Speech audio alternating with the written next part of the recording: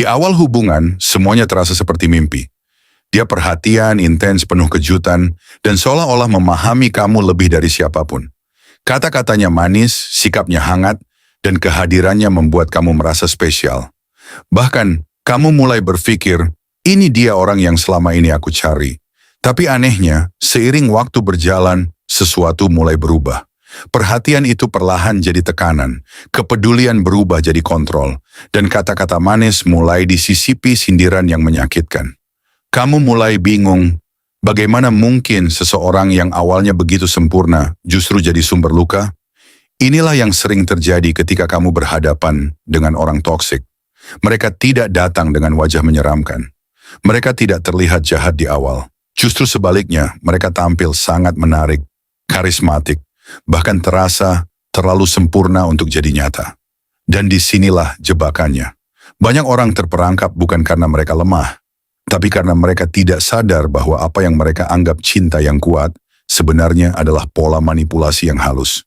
Orang toksik tahu bagaimana cara menarik perhatian, membangun kedekatan, lalu perlahan mengambil kendali tanpa kamu sadari. Jadi, kenapa orang toksik justru terlihat paling menarik di awal hubungan? Di video ini kita akan membahas 7 alasan psikologis di balik fenomena ini, dan mungkin kamu akan mulai melihat hubunganmu dari sudut pandang yang berbeda. 1. Mereka ahli dalam love bombing, serangan cinta yang berlebihan. Di awal hubungan semuanya terasa begitu cepat, tapi justru disitulah banyak orang tidak menyadari bahwa mereka sedang masuk ke sesuatu yang berbahaya. Orang toksik jarang datang dengan sikap dingin atau cuek. Justru sebaliknya, mereka datang dengan versi diri yang terasa terlalu hangat, terlalu perhatian, terlalu intens. Sampai kamu sendiri mungkin sempat berpikir, kok bisa ya ada orang sebaik ini ke aku? Mereka akan hadir hampir setiap saat. Bangun tidur, kamu sudah dapat pesan. Sebelum tidur mereka masih ada. Di tengah aktivitasmu, mereka tetap menyempatkan diri untuk menghubungi. Seolah-olah kamu adalah pusat dari dunia mereka. Awalnya, ini terasa menyenangkan, bahkan sangat menyenangkan. Kamu merasa diperhatikan, kamu merasa dihargai, kamu merasa akhirnya menemukan seseorang yang benar-benar niat dalam menjalin hubungan. Tidak setengah-setengah, tidak main-main. Dan di titik ini, banyak orang mulai membuka diri lebih cepat dari yang seharusnya. Kamu mulai cerita tentang hidupmu, tentang masa lalu, tentang luka yang mungkin tidak semua orang tahu. Dan mereka mendengarkan. Bukan hanya mendengarkan, tapi merespons dengan cara yang terasa sangat tepat. Seolah-olah mereka tahu persis apa yang harus dikatakan untuk membuatmu merasa dimengerti. Aku nggak akan kayak orang-orang di masa lalu kamu. Aku bakal selalu ada buat kamu. Kamu nggak perlu takut lagi, sekarang ada aku. Kalimat-kalimat ini bukan hanya menenangkan, tapi juga menciptakan rasa aman yang sangat cepat. Dan disinilah love bombing mulai bekerja. Love bombing bukan sekadar perhatian berlebih. Ini adalah strategi emosional untuk menciptakan keterikatan dalam waktu singkat. Mereka membanjiri kamu dengan kasih sayang, pujian, perhatian, dan kehadiran. Sampai kamu terbiasa dengan intensitas itu. Secara psikologis, ini sangat kuat. Karena setiap kali kamu menerima perhatian dari mereka, otakmu melepaskan dopamin, zat kimia yang membuat kamu merasa senang, nyaman, dan ingin mengulang pengalaman itu lagi. Semakin sering itu terjadi, semakin kamu terbiasa. Dan tanpa kamu sadari, kamu mulai bergantung. Kamu mulai menunggu pesan mereka. Kamu mulai merasa ada yang kurang kalau mereka tidak ada. Kamu mulai mengaitkan kebahagiaanmu dengan kehadiran mereka. Di titik ini, hubungan belum berjalan lama, tapi emosimu sudah sangat terikat. Dan inilah yang sebenarnya mereka inginkan. Karena setelah kamu mulai terikat, mereka tidak perlu lagi berusaha sekeras di awal. Perlahan, semuanya mulai berubah. Pesan yang dulu cepat, mulai terlambat. Perhatian yang dulu konsisten, mulai hilang. Kehangatan yang dulu terasa nyata, mulai terasa dingin. Dan perubahan ini tidak terjadi secara drastis, tapi perlahan. Sangat perlahan, sampai kamu sendiri tidak sadar kapan tepatnya semuanya berubah. Yang kamu rasakan hanyalah kehilangan. Kamu mulai merindukan versi mereka yang dulu. Kamu mulai bertanya-tanya, aku salah apa? Kamu mulai berusaha mencari cara supaya semuanya kembali seperti awal. Dan tanpa sadar, kamu mulai berusaha lebih keras. Kamu jadi lebih perhatian, lebih sabar, lebih mengalah. Bukan karena kamu berubah, tapi karena kamu ingin mendapatkan kembali rasa yang dulu mereka berikan. Padahal, disinilah jebakan sebenarnya. Love bombing menciptakan standar emosi palsu. Di awal, standar yang sebenarnya tidak bisa mereka pertahankan. Tapi karena kamu sudah merasakannya, kamu akan terus mengejar perasaan itu. Dan selama kamu masih mengejar, mereka punya kendali. Inilah yang membuat banyak orang bertahan di hubungan toksik lebih lama dari yang seharusnya.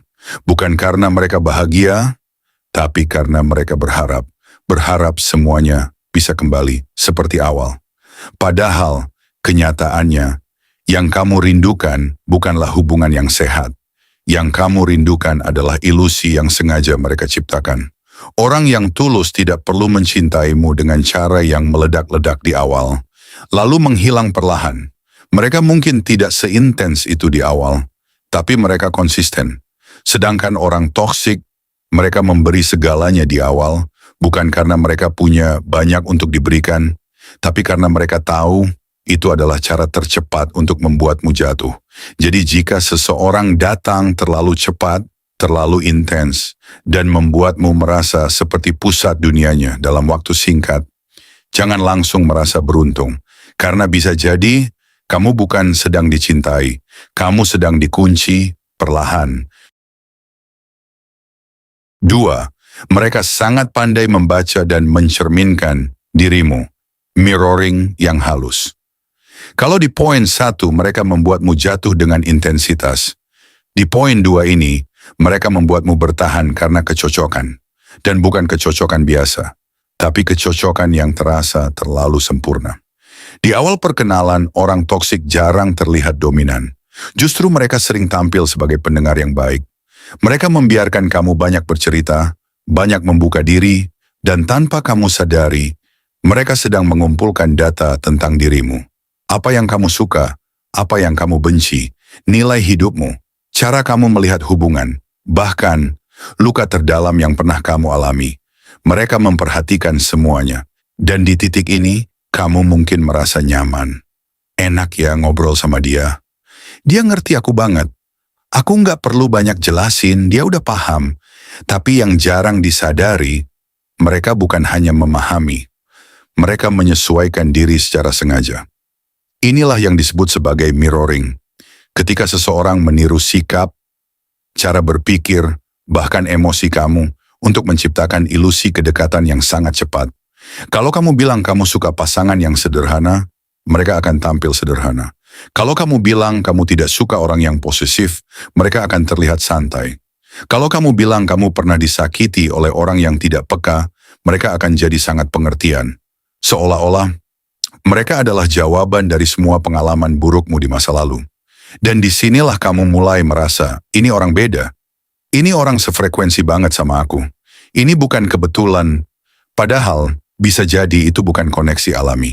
Itu adalah konstruksi. Karena yang kamu lihat, bukan siapa mereka sebenarnya, tapi siapa yang kamu inginkan, yang mereka tampilkan kembali kepadamu. Makanya hubungan terasa sangat cepat dalam.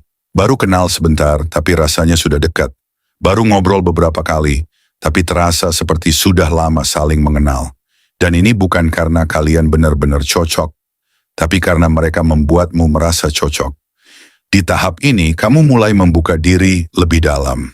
Kamu mulai cerita hal-hal yang lebih personal, lebih jujur, lebih rentan.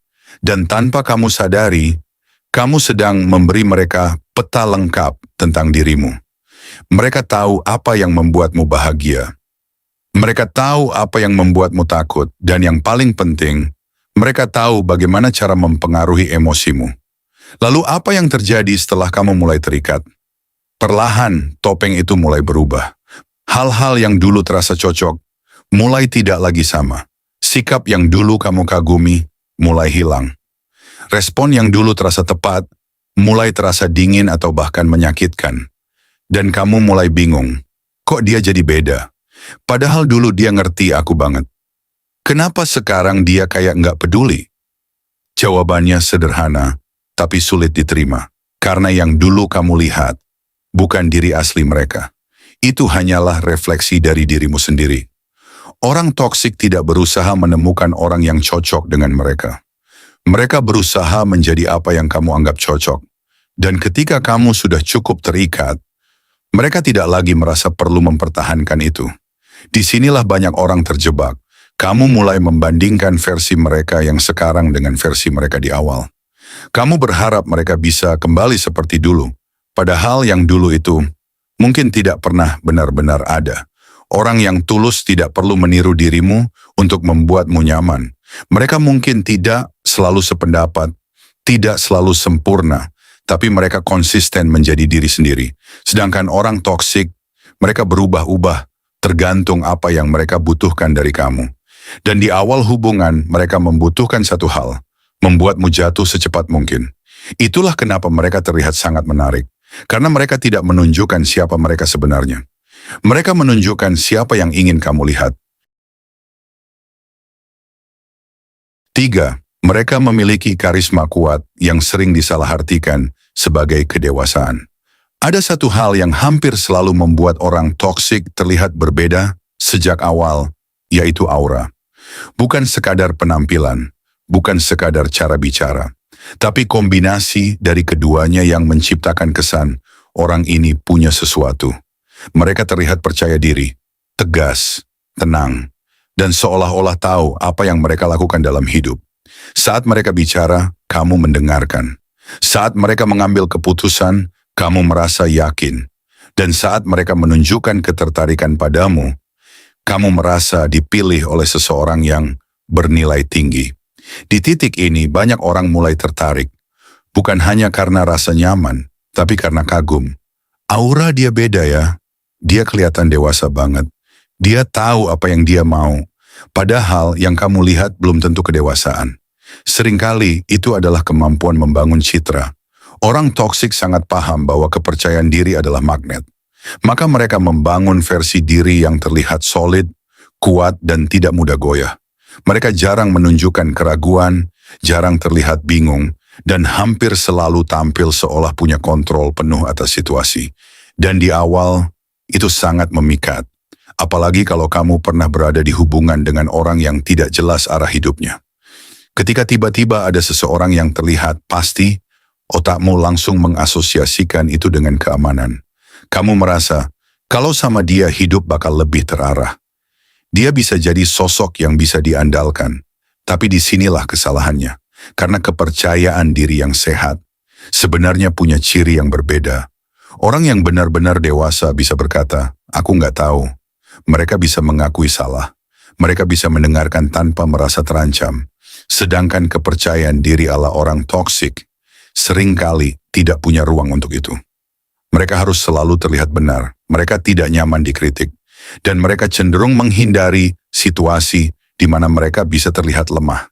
Di awal kamu mungkin belum melihat ini karena mereka masih menjaga citra. Tapi perlahan sisi lain itu mulai muncul. Ketika kamu berbeda pendapat, mereka mulai defensif. Ketika kamu memberi masukan, mereka merasa diserang. Ketika terjadi konflik, mereka lebih fokus menang daripada memahami. Dan di titik ini, kamu mulai merasakan sesuatu yang berbeda. Yang dulu terasa seperti ketegasan, sekarang terasa seperti dominasi. Yang dulu terasa seperti kepercayaan diri, sekarang terasa seperti ego yang tinggi. Tapi karena kamu sudah terlanjur mengagumi mereka sejak awal, kamu jadi ragu dengan perasaanmu sendiri.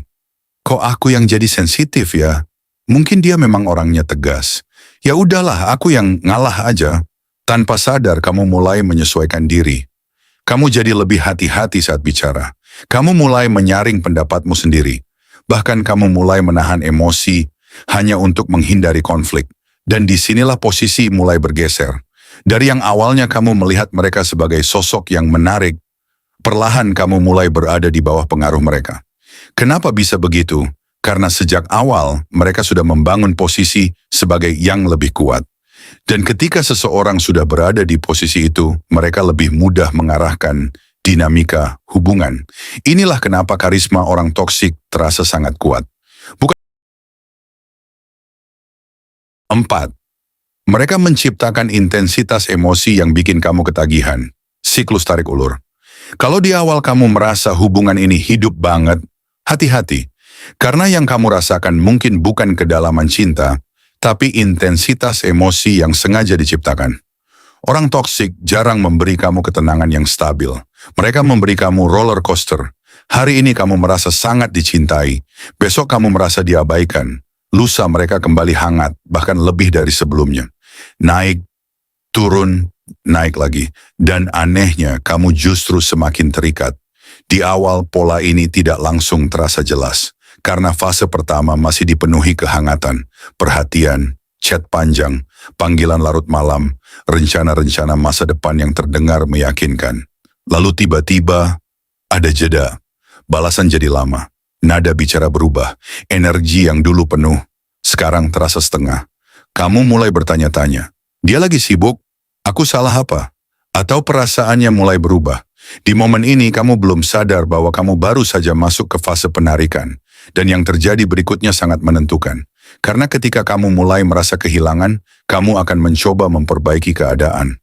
Kamu jadi lebih perhatian, lebih sabar, lebih berusaha. Kamu ingin mengembalikan suasana seperti di awal. Lalu, mereka kembali, tiba-tiba hangat lagi, tiba-tiba perhatian lagi, tiba-tiba kamu merasa dicintai lagi. Dan di titik ini kamu merasa lega. Ternyata dia masih sama. Cuma kemarin lagi sibuk aja. Padahal tanpa sadar kamu baru saja diperkuat oleh satu pola psikologis yang sangat kuat. Intermittent reinforcement, hadiah yang diberikan secara tidak konsisten. Secara sederhana, otak manusia lebih mudah ketagihan pada sesuatu yang tidak pasti. Kalau kamu diberi perhatian setiap hari secara stabil, lama-lama itu terasa biasa. Tapi kalau perhatian itu datang kadang ada, kadang tidak, setiap kemunculannya terasa jauh lebih berharga. Balasan chat yang dulu biasa saja, sekarang bikin senyum sendiri, perhatian kecil, terasa seperti bukti cinta besar. Momen hangat, terasa seperti hadiah yang harus kamu jaga. Dan tanpa sadar, standar kamu berubah. Kamu tidak lagi mencari hubungan yang stabil. Kamu mulai mengejar momen. Momen di mana dia kembali hangat. Momen di mana dia kembali seperti dulu. Momen di mana kamu merasa dicintai lagi. Padahal itu hanya bagian dari siklus. Mereka mendekat, kamu nyaman. Mereka menjauh, kamu cemas, kamu berusaha. Mereka kembali, kamu lega. Lalu diulang lagi. Semakin lama kamu berada di siklus ini, semakin sulit kamu keluar. Kenapa? Karena kamu tidak hanya terikat pada orangnya, tapi pada perasaan yang mereka ciptakan. Kamu mulai mengasosiasikan cinta dengan kecemasan. Kamu mulai merasa hubungan yang tenang itu membosankan. Dan kamu mulai berpikir bahwa drama adalah tanda bahwa hubungan itu berarti. Padahal itu adalah jebakan. Orang toksik tidak selalu sadar melakukan ini. Tapi banyak dari mereka tahu satu hal. Kalau kamu dibuat terus menunggu, kamu akan terus bertahan. Selama kamu masih berharap mereka kembali seperti di awal, kamu akan sulit melepaskan. Dan inilah alasan kenapa banyak orang tetap bertahan, meskipun sudah sering disakiti. Bukan karena mereka tidak tahu, itu salah. Tapi karena mereka sudah kecanduan siklusnya. Yang paling berbahaya dari pola ini adalah, kamu mulai kehilangan dirimu sendiri. Kamu jadi overthinking, kamu jadi mudah cemas, kamu jadi mengukur nilai dirimu dari bagaimana mereka memperlakukanmu hari itu. Kalau mereka hangat, kamu merasa berharga. Kalau mereka dingin, kamu merasa tidak cukup. Dan pelan-pelan, kendali atas emosimu tidak lagi ada di tanganmu, tapi di tangan mereka. Itulah kenapa orang toksik terlihat sangat menarik di awal, karena mereka tidak hanya hadir sebagai seseorang, mereka hadir sebagai pengalaman emosional yang kuat. Dan manusia selalu tertarik pada hal yang membuatnya merasa hidup, meskipun itu menyakitkan. Jadi kalau kamu berada dalam hubungan yang terasa seperti roller coaster, yang membuatmu sangat bahagia satu hari, lalu sangat cemas di hari berikutnya, jangan buru-buru menyebut itu cinta. Karena bisa jadi, itu adalah pola yang sengaja membuatmu tetap tinggal. 5. Mereka terlihat terluka dan memicu naluri menyelamatkan dalam dirimu. Ada satu sisi dari orang toksik yang sering tidak disadari. Mereka tahu kapan harus terlihat kuat dan kapan harus terlihat rapuh. Dan anehnya, justru sisi rapuh inilah yang sering membuat mereka semakin menarik. Di awal hubungan, setelah mereka membuatmu nyaman dengan perhatian, kecocokan, dan karisma, perlahan mereka mulai membuka cerita tentang masa lalu mereka, tentang bagaimana mereka pernah disakiti, tentang orang-orang yang mengecewakan mereka, tentang hubungan yang gagal, tentang luka yang katanya belum benar-benar sembuh. Mereka tidak langsung menceritakan semuanya, tapi cukup untuk membuatmu berhenti melihat mereka sebagai orang kuat. Kamu mulai melihat sisi lain, sisi yang terluka, sisi yang butuh dimengerti, sisi yang membuat kamu berkata dalam hati, dia sebenarnya baik, cuman belum pernah diperlakukan dengan benar. Dan disinilah sesuatu mulai berubah dalam dirimu.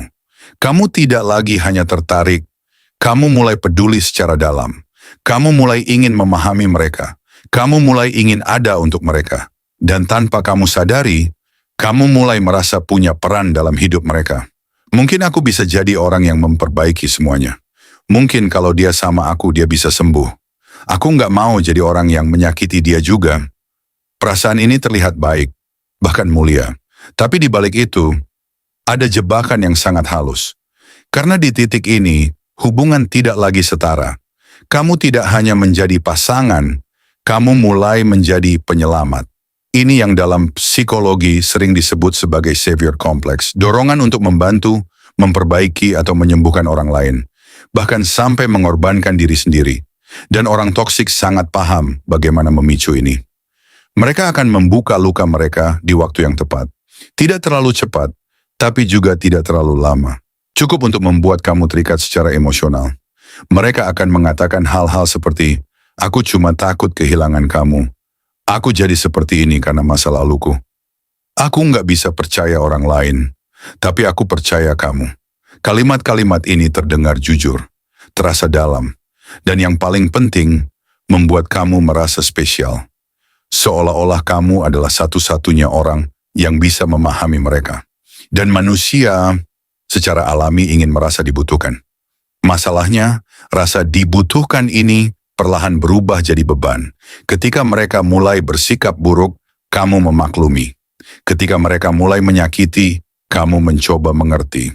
Ketika mereka mulai berubah jadi dingin, kasar, atau tidak konsisten, kamu kembali ke satu alasan. Dia lagi terluka, dan tanpa sadar, kamu mulai menoleransi hal-hal yang seharusnya tidak kamu terima. Kamu bertahan, bukan karena hubungan itu sehat, tapi karena kamu merasa bertanggung jawab. Padahal, ada perbedaan besar antara memahami dan membenarkan.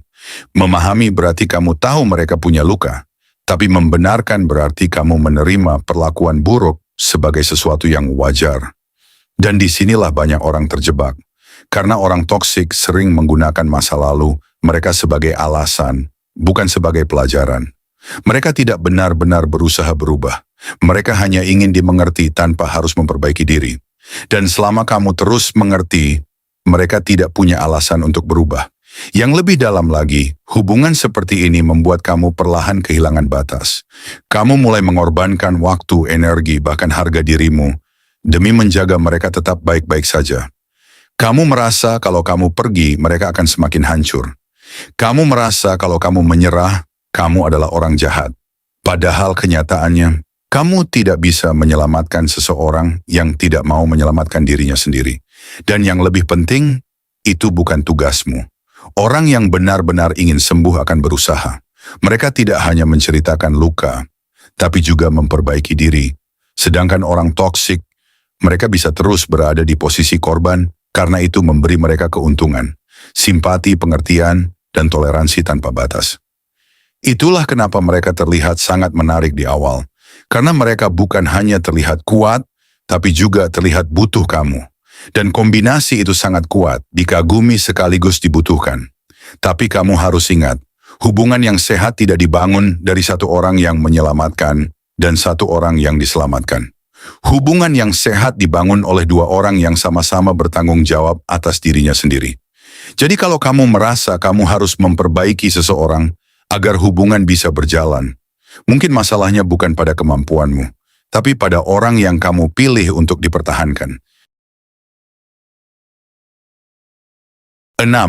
Mereka memberikan validasi yang membuatmu merasa paling spesial, lalu perlahan menariknya. Setiap manusia punya satu kebutuhan yang sama, ingin merasa berarti, ingin dihargai, ingin diakui, ingin merasa bahwa dirinya penting bagi seseorang. Dan orang toksik sangat paham titik ini. Di awal hubungan, mereka tidak sekadar memberi perhatian, mereka memberi validasi emosional dalam level yang jauh lebih dalam dari kebanyakan orang. Mereka tidak hanya memuji penampilanmu, mereka menyentuh bagian terdalam dari dirimu. Aku belum pernah ketemu orang yang sepemikiran kayak kamu. Kamu beda, kamu nggak kayak yang lain. Aku ngerasa nyaman banget jadi diri sendiri kalau sama kamu. Kalimat-kalimat ini terasa sederhana, tapi efeknya sangat kuat. Karena yang mereka lakukan bukan hanya membuatmu senang, mereka membuatmu merasa diakui sebagai versi terbaik dari dirimu sendiri. Dan ketika seseorang merasa benar-benar terlihat, ikatan emosional terbentuk jauh lebih cepat. Kamu mulai merasa, dia ngerti aku tanpa aku harus jelasin banyak. Dia melihat sisi aku yang enggak semua orang tahu. Kalau sama dia, aku jadi lebih aku. Di titik ini, hubungan terasa sangat spesial. Bukan hanya karena ada ketertarikan, tapi karena ada rasa dianggap penting. Dan disinilah jebakannya mulai terbentuk. Karena validasi yang mereka berikan di awal, seringkali bukan sesuatu yang stabil. Mereka memberikannya dalam jumlah besar, dalam waktu singkat, lalu perlahan mulai menguranginya. Awalnya kamu tidak langsung sadar, pujian yang dulu sering, mulai jarang. Perhatian yang dulu detail, mulai biasa saja. Kehangatan yang dulu konsisten, mulai naik turun. Dan di titik ini, sesuatu mulai berubah dalam dirimu. Kamu mulai mempertanyakan dirimu sendiri. Aku kurang apa ya? Apa aku berubah? Kenapa dia nggak melihat aku seperti dulu lagi? Padahal masalahnya bukan pada dirimu. Masalahnya adalah, kamu sudah terbiasa dengan standar validasi yang tinggi di awal. Dan ketika itu berkurang, kamu merasa kehilangan sesuatu. Perasaan spesial itu perlahan memudar. Dan tanpa sadar kamu mulai mengejarnya. Kamu jadi lebih berusaha, lebih perhatian, lebih menjaga sikap. Bukan karena kamu ingin berkembang, tapi karena kamu ingin mendapatkan kembali cara mereka melihatmu di awal. Dan disinilah kontrol mulai terbentuk. Karena ketika seseorang merasa bahwa nilai dirinya tergantung pada pengakuan orang lain, maka orang yang memberi pengakuan itu punya kekuatan. Orang toksik memahami ini. Mereka memberi validasi untuk membuatmu terikat, lalu menariknya untuk membuatmu mengejar. Dan semakin kamu mengejar, semakin kamu bergantung. Yang awalnya kamu merasa dihargai, perlahan berubah menjadi kamu merasa harus layak untuk dihargai. Ini perbedaan yang sangat tipis, tapi sangat berbahaya. Karena di titik ini, kamu tidak lagi menjadi dirimu sendiri secara utuh. Kamu mulai menyesuaikan diri. Mengurangi hal-hal yang mungkin tidak mereka suka. Menahan sikap yang dulu alami. Bahkan kadang, kamu mulai kehilangan kepercayaan pada dirimu sendiri. Kamu tidak lagi bertanya, apa aku nyaman? Tapi lebih sering bertanya, apa dia masih melihat aku berharga? Dan disinilah banyak orang terjebak terlalu lama. Mereka bertahan, bukan karena hubungan itu sehat, tapi karena mereka ingin kembali merasa spesial seperti di awal. Padahal perasaan itu tidak pernah benar-benar stabil sejak awal. Itu hanya diberikan untuk kemudian ditarik kembali. Orang yang tulus tidak membuatmu merasa harus berjuang untuk dihargai. Mereka tidak membuatmu ragu akan nilai dirimu. Dan mereka tidak menjadikan validasi sebagai alat untuk mengendalikan. Mereka mungkin tidak selalu memujimu setiap saat, tapi mereka konsisten membuatmu merasa cukup. Sedangkan orang toksik, mereka membuatmu merasa sangat berharga di awal, lalu perlahan membuatmu merasa tidak cukup, hanya agar kamu terus berusaha mendapatkan kembali apa yang pernah kamu rasakan. Jadi kalau kamu merasa dulu sangat dihargai, tapi sekarang sering meragukan dirimu sendiri, jangan langsung menyalahkan dirimu. Karena bisa jadi, kamu bukan sedang berubah. Kamu hanya sedang kehilangan validasi yang dulu sengaja diberikan. untuk membuatmu tetap tinggal. 7. Mereka memakai topeng sempurna di awal, lalu perlahan menunjukkan diri aslinya. Alasan terakhir dan seringkali yang paling tidak disadari, kenapa orang toksik terlihat begitu menarik di awal, adalah karena kamu belum benar-benar melihat siapa mereka. Yang kamu lihat adalah versi yang sudah disusun. Di awal hubungan, hampir semua orang ingin terlihat baik. Itu normal. Tapi pada orang toksik, ini bukan sekadar ingin terlihat baik. Ini adalah strategi untuk menarik dan mengikat. Mereka tahu kesan pertama itu penting. Jadi mereka tampil hampir tanpa celah. Mereka terlihat sabar, pengertian, penuh empati, dan seolah-olah punya kontrol emosi yang sangat baik. Kamu jarang melihat mereka marah, jarang melihat mereka egois, jarang melihat sisi negatif mereka. Dan karena itu, kamu mulai membangun gambaran di kepalamu. Dia dewasa banget. Dia stabil. Dia beda dari orang-orang sebelumnya. Padahal yang kamu lihat belum tentu realita. Itu adalah fase presentasi diri maksimal, di mana seseorang hanya menunjukkan bagian terbaiknya, sambil menyembunyikan sisi yang bisa merusak kesan.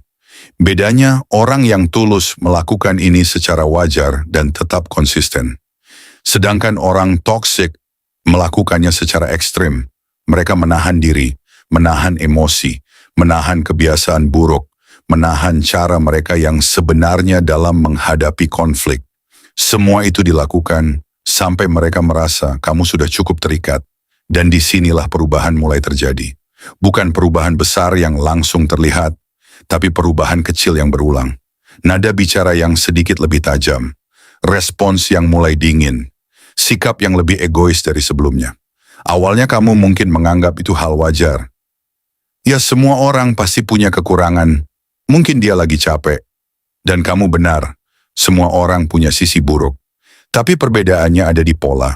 Karena pada orang toksik, perubahan ini bukan sesekali, tapi semakin sering muncul. Yang dulu sabar, mulai mudah emosi. Yang dulu pengertian, mulai meremehkan. Yang dulu hangat, mulai menjaga jarak. Dan di titik ini, kamu mulai merasakan sesuatu yang aneh.